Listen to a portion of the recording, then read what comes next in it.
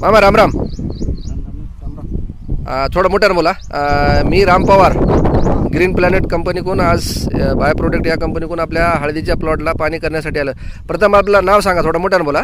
भावनदास काळे. हे गाव कोणतं आहे? दिंडा. दिंडा, तालुका कंधार, जिल्हा नांदेड.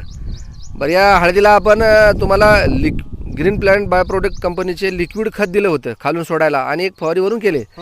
फवारी करण्याच्या अगोदर कंडिशन कशी होती? करप्या रोग पडला होता. करप्या रोग पडला होता आणि एक फवारी केली, ते बी ग्रो हाऊसच फक्त केलं. त्याच्यानंतर फवारी केल्यानंतर आणि ते औषध सोडल्यानंतर तुम्हाला काय फरक जाणवला? थोडा फळा काळी आली, कळा चांगली हे झाली आणि करप्या कव्हर झाला. बरं, हे औषध वापरून तुम्ही समाधान आहे?